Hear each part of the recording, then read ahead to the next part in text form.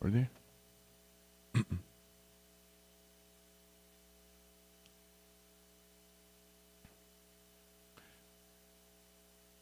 بسم الله والحمد لله والصلاة والسلام على رسول الله وعلى آله وصحبه ومن والاه. أما بعد أحبتي في الله.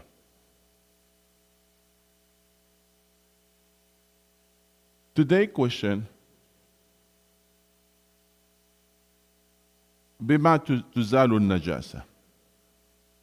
In which medium or material that you remove the impurity? It's very obvious and important that to understand that طهارة الحدث والخبث, the major purification and minor purification, neither of them can be properly done except by means of water, which must be both pure and purifying. And sometimes in fiqh you find the name they called ma'ul mutlaq, which that you can name it water and you'll be correct with no any adjective, bila qaydin. So you don't have to say, ma with something. For example, if you just say ma, water, and you stop, you are correct. But ma'u zahar, you cannot say just ma and you stop. You cannot say water and you stop. So ma yutlaqu alayhi ismu ma'in bila qaydin. That's ma'ul mutlaq. Another term which mentioned in the Quran, tahur. ما هو الطهور؟ هو الطاهر في نفسه المطهر لغيره. The one that's pure in itself and can purify others and other things. صيغة مبالغة طهور. وَأَنزَلْنَا مِنَ السَّمَاءِ مَاءً طَهُورًا. He didn't say like it's just tahir. Things are in three categories. Could be like just the water, like ماء طهور, طاهر في نفسه مطهر لغيره, or just طاهر. طاهر في نفسه لكن ليس مطهر لغيره. So you can utilize, can use for your drinking, for cooking, and you can utilize that water. And there's ma'un najis, that's impure. That's where you cannot use for your regular used. If there are some specific use, you can use that, but not for your ibadah.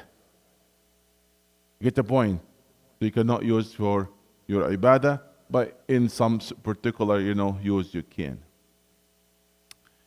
And that's water. It's remain its purity, you can say, or classification or element that's remain without a change by something against its nature. So the color, the smell, the taste remain at its original state. And amazing in a wudu, how we start the wudu. You wash your hand. So you testify the color of the water. And then, yes, so what you do? Madmada, you rinse, yes? So you testify the taste of it.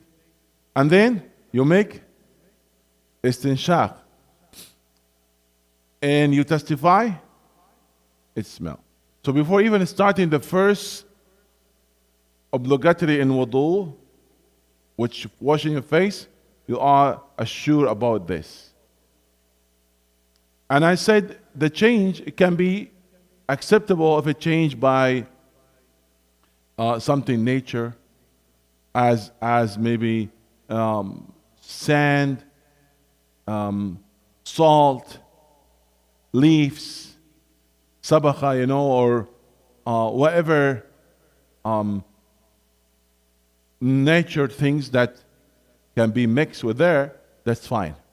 How about somebody added salt in it. That's a water, not like a seawater, but he adds a salt in it. He said, can you use this one? He said, can you use or not? He adds salt in it. It can use. Like, مع الكراهة إذا لم يوجد غيره. There's a karaha. Unless there is no other water, then you can use with no karaha. I'll give you an example. Sometimes the tap water, they add a chlor in it. Yes? The chlorine, they add to it.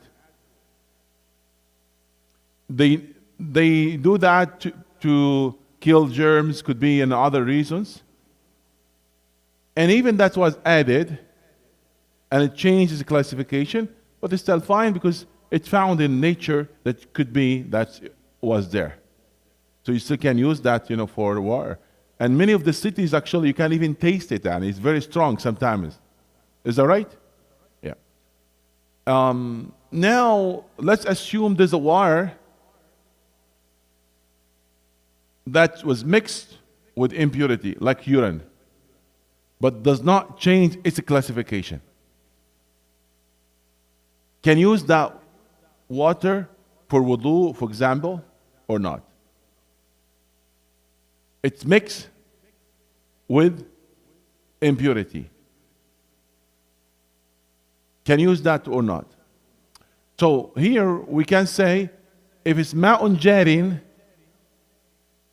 it's the running water, no question at all, you can use that one. Because it's not still water. Now if it's still water, if in a small quantity, then it's makruh. Even does not change its classification. Like you say, container in the washroom and maybe some drops fall there, it's still not change. But that's makruh because it's still water in a small quantity. لم يبلغ القلتين. So if it's big quantity or running water, then it's fine. If it's small quantity and it's still not moving, like in a container, then it's makruh. Even was not changed, but there's impurity in there. Makruh. It's undesirable. وترفع الكراهة لضرورة. If there is no other water, then there is no karaha, then you can use that water. Basically, if I ask you, can you drink that water? Say no. You don't feel even that, you drink it. Was not even changed, but you didn't feel that. For your normal drinking, for feeding your body.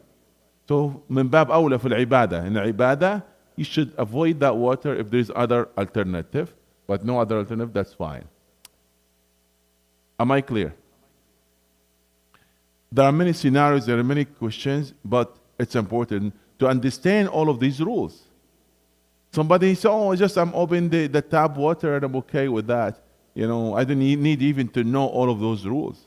No, it's very important that to know some of that, because sometimes you'll be in a situation, you want to understand that. So لا تزال النجاسة إلا بالماء الطهور الطاهر في نفسه المطهر لغيره. Sometimes use the cleaner, you remove the impurity. Yes, أنت أزلت عين النجاسة لكن ليس حكم النجاسة. You have to be aware of that. You might use other cleaner to remove the impurity itself, but doesn't mean the impurity state that you remove it with that cleaner.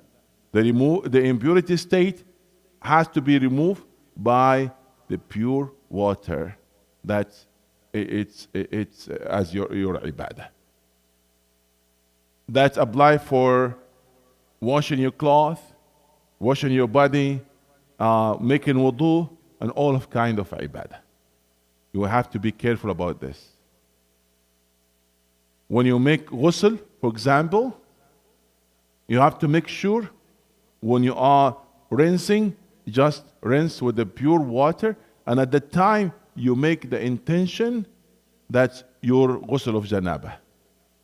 Not the time when you start adding the shampoo. You can start with the shampoo or end with the shampoo. However, the janaba is not going to be removed unless you used a pure water. You get my point? So your intention when making the ghusl, at the time you are using the pure water, where the time you are rinsing, if you started with the shampoo first, and then you are, using the pure water. There are many things that we can talk about, but I think Akram, he's telling me the time it's up, But we might have one time, 1 minute for question, for one question. Time for one question. Any of you, go ahead. You're fine? Okay. Yes, brother.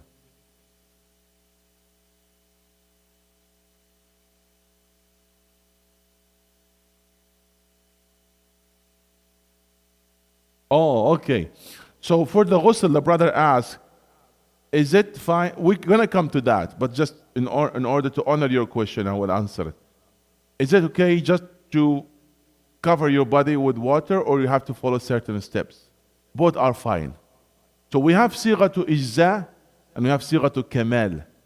There is one form that is enough for you, and there's another form that's the complete form, the best form. Then there is a steps, to do it. You understand what I'm saying? For example, having wudu before starting your ghusl, before starting showering or taking a bath, before that, you make an wudu. Let's say I have not started with the wudu. It's fine. It's not fard, okay? But it's not sighatul kamal.